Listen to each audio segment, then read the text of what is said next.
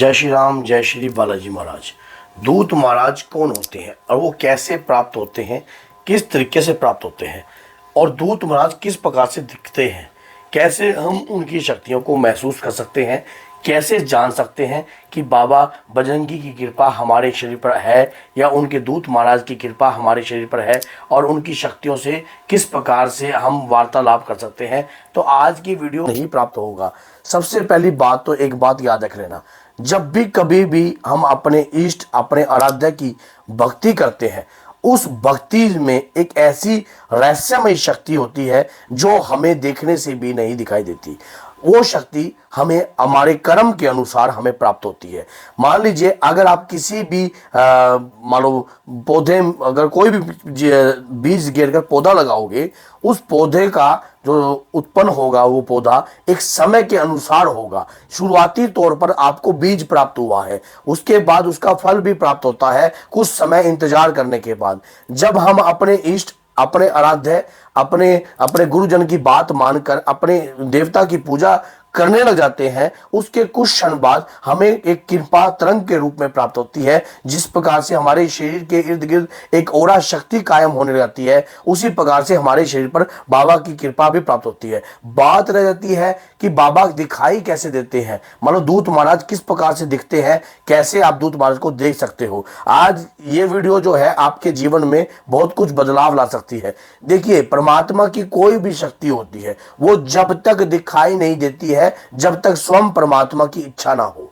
जब कभी भक्त अपनी इच्छा प्रकट करता है अपने इष्ट आराध्य के आगे, और जब उनके इष्ट उनकी भक्ति से प्रसन्न हो जाते हैं और भक्ति से प्रसन्न होने के बाद अपने बच्चे के ऊपर एक उपकार रूप में कृपा करते हैं, ताकि क्योंकि और इसके लिए आपकी आत्मा का सच्चा होना बहुत जरूरी है। अगर आपकी आत्मा परमात्मा तक अगर उनकी तरंगे पहुंच नहीं रही है तो आपको दूत महाराज के दर्शन नहीं होंगे। ये कितना भी आप प्रयास कर लेना, क्योंकि छल जिसके अंदर होता है या कपट जिसके अंदर होता है, ऐसे शरीर के साथ शक्तियां जो है वास नहीं करती हैं देवता की। क्योंकि देवता की शक्ति हमेशा आपके अंतर की ईमानदारी, आपके अंतर की भावना को पढ़ती है। अगर आपकी भावना आपके इष्ट के प्रति प्रबल है तो आपको वो दिव्य कृपा जरूर महसूस होगी। अब दूत दिखते कैसे हैं ये मैं आपको बता देता हूं।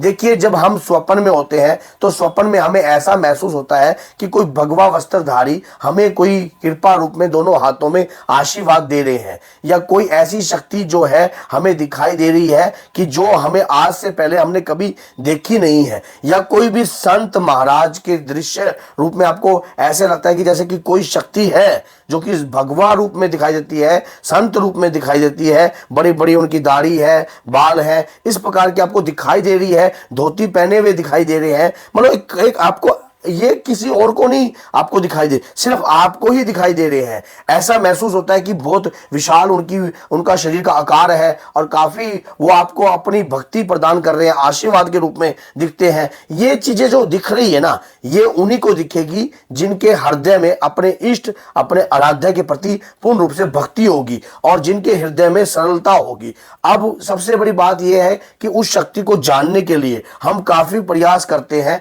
उन शक्ति को प्राप्त करने के लिए कि हमारे साथ दूत महाराज है या नहीं।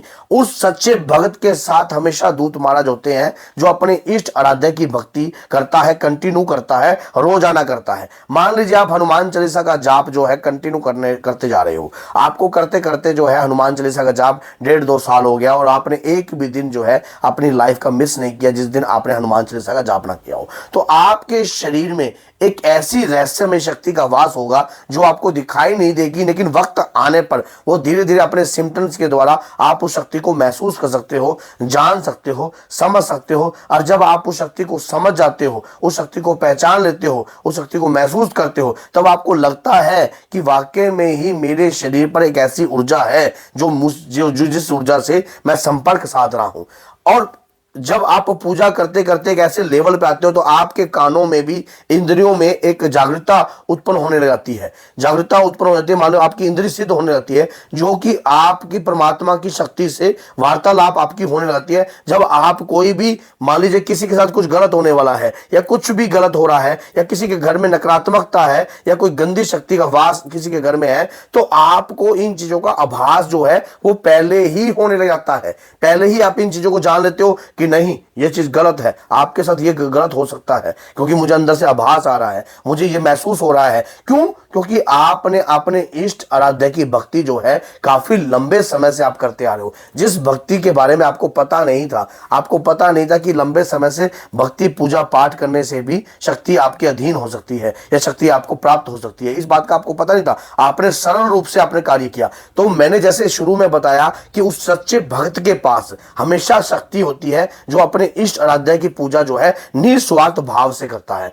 अब बात आती है कि दूतों के साथ संपर्क कैसे बनाया जाए। संपर्क बनाने के लिए अपने मन को सरल करना पड़ता है, अपने इष्ट आराध्य पर विश्वास रखना पड़ता है और धीरे धीरे आपको मेडिटेशन करनी पड़ती है। दीपक की लौ में ध्यान लगाइए, अपनी इंद्रियों को सिद्ध करने की कोशिश करिए। जब हम लगातार हनुमान चालीसा का पाठ करते हैं या कोई भी दिव्य मंत्र का जाप करते हैं और उस दिव्य मंत्र की मानसिक अवस्था तक पहुंच जाते हैं तो मंत्र की कृपा भी तो हमें प्राप्त होती है। इसी प्रकार से जब हम लगातार जो है किसी भी चीज को देखते हैं, दीपक की लौ देखते हैं, तो हमारे एक त्राटक दृष्टि जो है हमारे अंदर उत्पन्न हो जाती है, जिससे सामने वाले का गलत होना या किसी के प्रकार की गलती या कोई चीज उसके घर में नेगेटिविटी होना या कुछ भी होना, तो हमें उस चीज का आभास उत्पन्न होने लगता है। और रहेगी बात मंत्रों की शक्ति, जब मंत्रों में तो एक रहस्यमय शक्ति होती है, और तीसरी बात यह है कि जब मंत्रों की शक्ति से भी ऊर्जा उत्पन्न होती है और त्राटक से भी उत्पन्न होती है, तो ये क्या है कि जब आपकी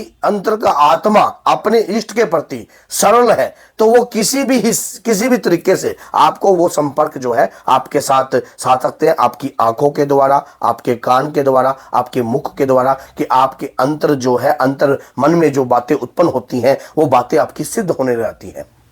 ये तरंगे जो है ना, ये उसी व्यक्ति को महसूस होती है जो उनसे संपर्क साधता है।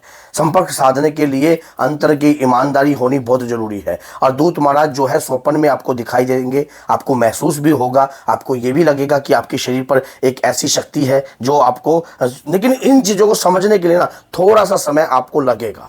आप सोचते हो कि मैं एक ही दिन में सिद्ध हो जाऊं या मैं एक ही दिन में शक्तिशाली हो जाऊं या एक ही दिन में मैं कृपावान हो जाऊं, तो ऐसा नहीं है। परमात्मा के चाहने से सब कुछ हो सकता है, हम तो अपनी इच्छा को प्रकट करते हैं। इसी प्रकार से अगर आपको दूत महाराज को जानने की पूरी इच्छा है तो ये वीडियो आपके लिए लाभदायक है। अपने आप को समझकर थोड़ा सा ध्यान से अगर इन चीजों को समझोगे तो आपको ये महसूस होगा कि वाकई में जो आपके शरीर पर जो शक्ति आ रही है वो आपके इष्ट, आपके आराध्य के द्वारा है, आपके दूत के द्वारा है। अगर आप माँ काली की भक्ति करते हो तो माँ काली की योगिनी आएंगी, अगर आप माँ दुर्गा की करते हो तो माँ दुर्गा की आएंगी, अगर बालाजी की करते हो तो बालाजी की आएंगी, अगर हनुमान जी कर हनुमान जी की आएंगी। जैसे आपकी भक्ति चलेगी उसी प्रकार से आपको कृपा प्राप्त हो जाएगी। ये भी मैंने एक वीडियो बनाई थी कि अगर आपको क्या शक्ति एक ही जगह प्राप्त होती है, शक्ति आपको आपके जो तीर्थ स्थान है वहां से भी प्राप्त होती है, आपके कर्म के अनुसार भी प्राप्त होती है और आपकी भक्ति के अनुसार आपको प्राप्त होती है। तो अगर वीडियो अच्छी लगती है तो लाइक कीजिए, चैनल को सब्सक्राइब कीजिए ताकि और भी ज्ञान से ज्ञानवर्धक वीडियो आपके लिए ला सके। तो बोलिए जय सीताराम, जय श्री बालाजी, जय माता दी।